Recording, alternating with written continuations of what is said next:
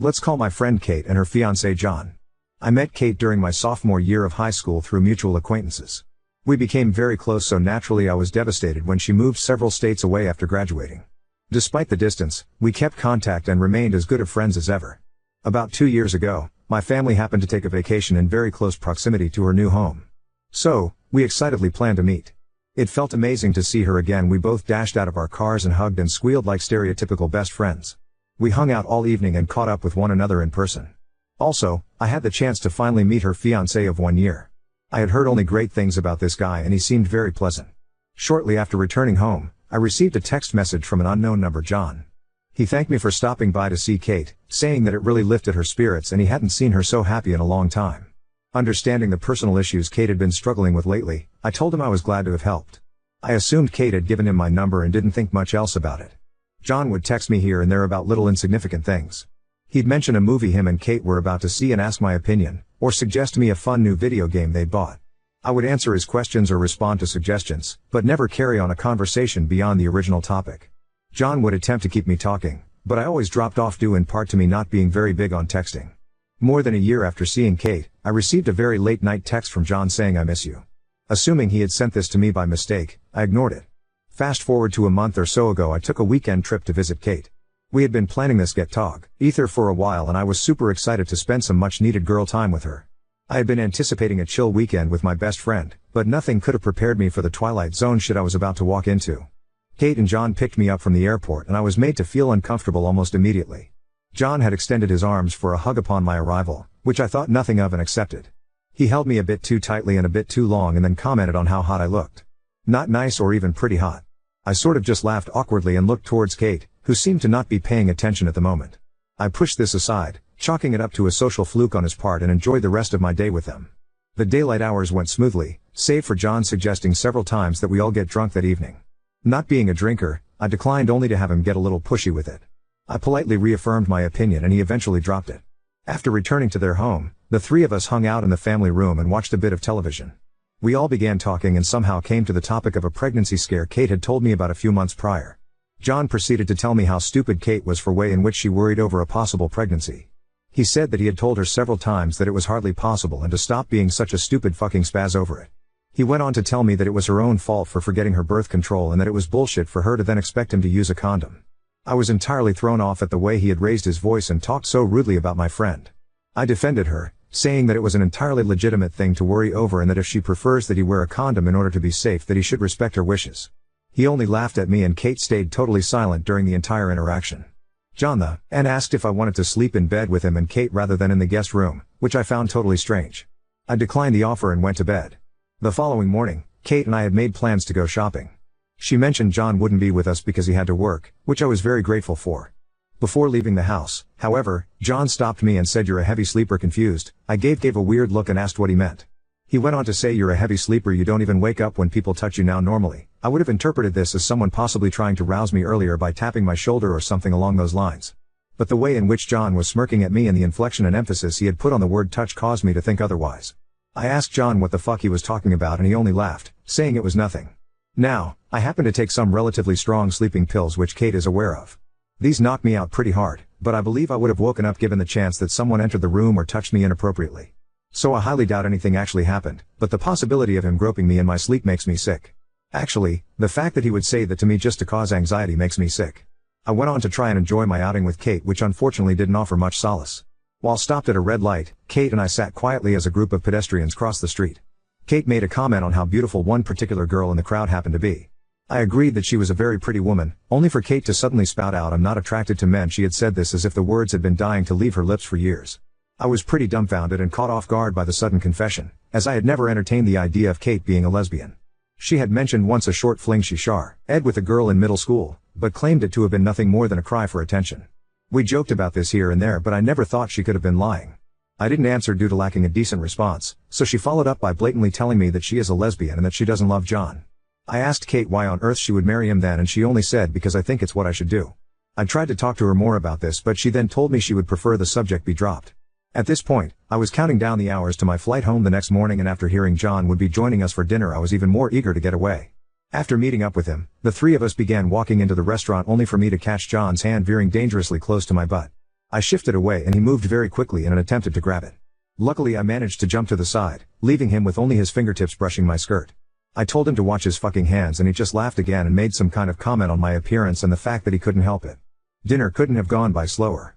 I sat there hardly saying a word and wondering if I should just try and get a hotel room for the evening. However, my stupid self decided that I could make it one more night and save the cash.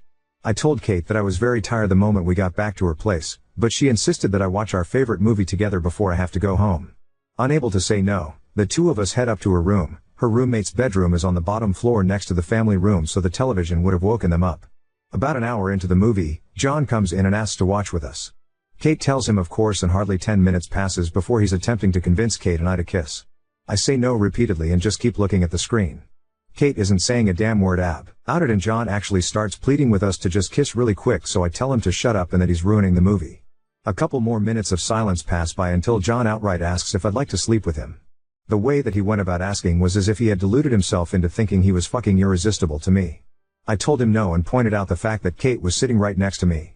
I looked at her, expecting some kind of response, but it was obvious that she'd totally spaced out at this point. John informed me that Kate was fine with sharing him.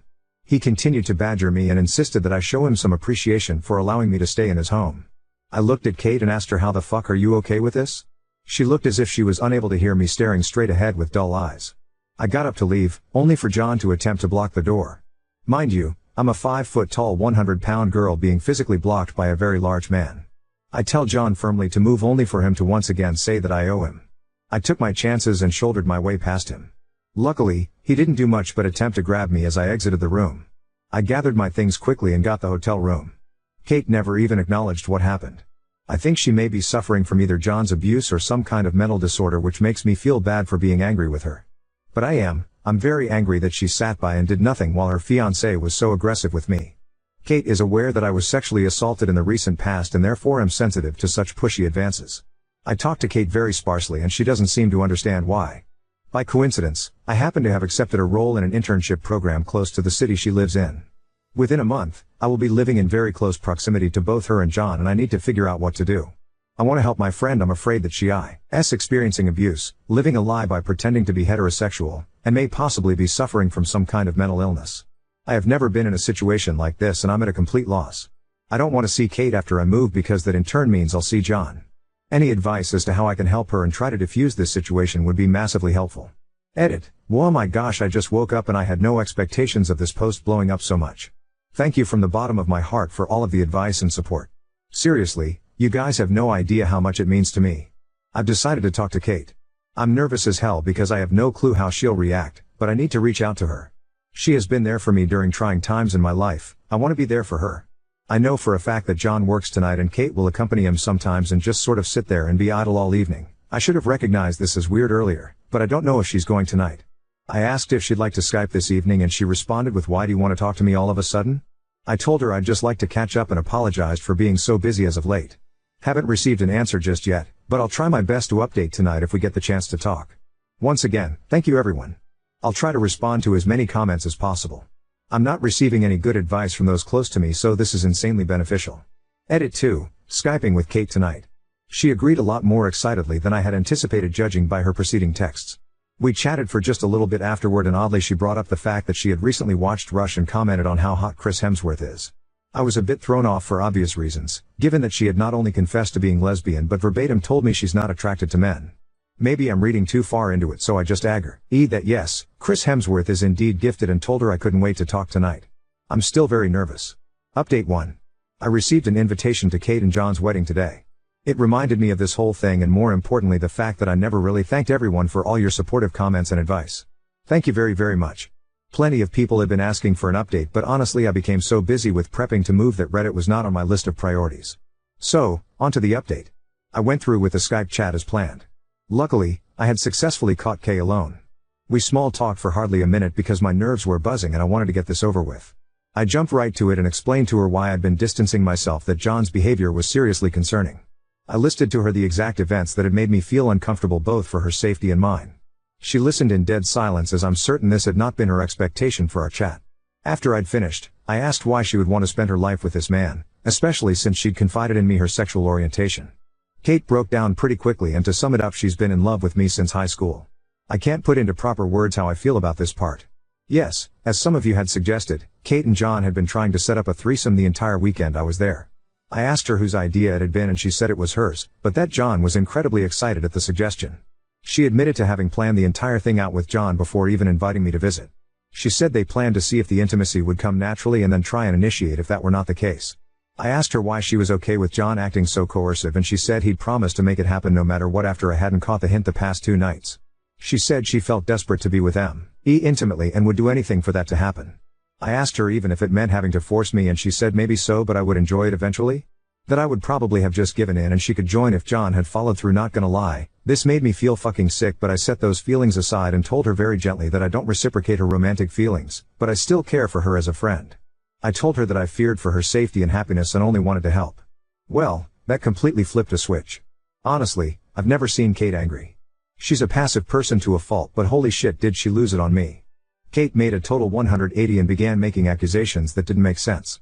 That I was trying to steal John away from her and that I can't have him, that his sexual aggression towards me, as well as my past sexual assault, was directly my fault due to how I dress and present myself, that all her insecurities are my fault because she has to put up with John talking about how I look and asking why she can't act more like me. I enjoy doing my makeup and hair, wearing dresses and heels when I go out, while Kate wears only baggy clothing and does nothing to her hair or face. It's always been this way.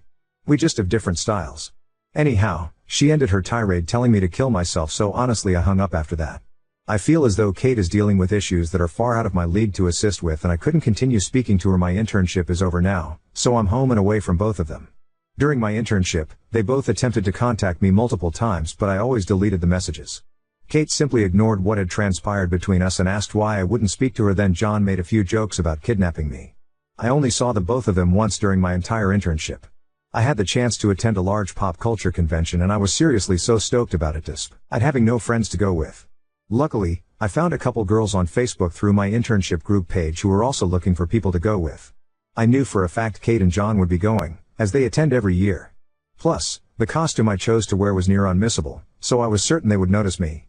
But honestly I was not about to let them spoil the event for me and went anyhow. I gave the girls a rundown of the situation and they all assured me they had my backs. Lo and behold, as I'm standing in an autograph line with my friend who hugs me from behind but John. I basically went into spaz mode and flailed until he let go. Dickweed acted confused. Kate was right beside him being quiet. I'd like to say that I told him off like a champ but I didn't. I was scared, honestly, so I just ran. I was wearing massive heels so I had to do that weird crouch move where you're not really running, but more so fast walking like a werewolf. Couple of the girls followed me to make sure I was good. Never saw them again. I know the general consensus was to not cut Kate out of my life but I honestly do not believe either of them are safe to be around. I feel that Kate is dealing with something beyond what I can assist with and my personal safety needs to come first. Obviously I'm not going to the wedding. Now on to second story. Fiancé wants my abseive stepfamily at our wedding for appearances, but I'm torn between caving to pressure or standing my ground. I'm a 30-year-old woman. I have been with my fiancée Sarah for the last 5 years. We are the same age and we met at grad school. When I was 13 my loving dad passed away. He left a decent amount of money for us. My mom within 6 months got engaged to a guy named Bob. Bob had a daughter around my age. My mom married Bob within a year of my dad's passing. Bob really hated me from the start and didn't even try to hide it. He was saying stuff like how my mom should have sent me to a boarding school, how if it wasn't because of my dad's inheritance he wouldn't have me in his house, or I'm a bulldyke because I was in our school sport team and very athletic. He multiple times told my mom he doesn't feel safe when his daughter is around me. I wasn't even yet. Used this as a reason to exclude me pretty much from everything. My mom on the other hand was going above and beyond to prove to Bob that she is the new mom for Bob's little princess. They ended up having 3 more kids. Basically I was a roommate who did babysitting for my mom and her new family. I never had a birthday party or a special day. My dad's sister was amazing to me. I was at their place all the time. She and her family had birthday celebrations for me and my mom was making excuses not show up and of course rest of them never showed up. I was really my aunt and uncle's daughter. They were amazing to me. When I left for university I contacted my mom a few times but she was always busy so I just gave up. Here is the issue, Sarah, my fiancée come from a very family-oriented background. Family is everything to her. Her family asked about mine. I said my dad passed away and my mom is busy with her family and lives across the country. She lives 1 hour drive from us but this is what Sarah told them so I just didn't correct them. I didn't entirely lie technically. Sarah asked me to invite my family to our wedding. I told her no. She said it's very embarrassing not having only my aunt and her family on my side. I reluctantly invited my mom. She called and asked me to apologize to Bob and my step and half siblings for not inviting them and invite them all. I told her no. She said I'm being ungrateful and Bob was a father figure to me. I had a big argument with my mom over this. My mom now says the only way she comes is if I invite Bob, his daughter and their kids. Sarah is now pushing me to invite them all because she doesn't want to feel embarrassed in front of her family. These people never even gave me card or said happy birthday to me, so I see no reason to celebrate my big day with them. I on the other hand don't want to let my fiancé down. I just don't know what to do. Should I swallow my ego and invite my family so my fiancé be happy? I suggested eloping, but Sarah is a firm no. Ada to ruining my fiancé's day by not fulfilling her wish? Update 1. I sat Sarah down last night and explained my reasoning for not inviting my family. She kept saying, that was a long time ago, they might not be the same people anymore. I felt offended and said, how on earth are you lecturing me when you've never even met them? Well, it turned out my mother has been in touch with Sarah. Sarah said they regularly meet for coffee dates and talk. I was about to cry because I was so angry. My mom changed the whole narrative, saying Bob was a father figure, a good, protective dad, and that it was me who didn't love him back because, apparently, it's my thing to play the victim. She claimed my aunt manipulated me and stole me from their family, trying to be a replacement for my mom. According to her, it's all about my mother. I screamed, are you for real? Ask her next time on your coffee dates why I never had a birthday party growing up. Why was there never a gift under the tree for me? Ask Bob if he even knows when my birthday is, since he was such a loving dad. Why did my aunt have to pick me up before Christmas Eve because Bob wanted to spend the holiday with his kids, not with another man's mistake? Sarah basically repeated what my mom has told me my whole life. You just love to make a big deal out of everything, make yourself a victim, and push everyone away. I told her she had no right contacting my mom. She said I was cruel and claimed she was just trying to help me mend my broken relationship. She even called my mom lovely and said Bob has changed a lot. He's now an LGBTQ ally now that his princess is out. I was floored. An ally? Maybe he should st. art by apologizing to me for terrorizing my entire childhood. I told Sarah we are done. I can't do this. Sarah sarcastically said, you just proved your mom's point. Go run to your aunt. Let that old witch run your life.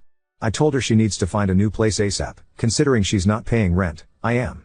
She got mad and asked what excuse I was going to make up this time to justify my bullshit trauma. I stopped replying. She went on a tirade, breaking our dinner plates. I didn't care. I texted my aunt, and she asked if I wanted to spend the night at her place. I said I was fine. I'm taking time off from work. I cleaned up the kitchen, which was full of broken dishware, in the morning because I didn't want my cats to accidentally get hurt. Sarah is still sleeping. I'm going to see how I can legally evict her. I'm a complete mess, but I'll talk to my aunt and uncle for help.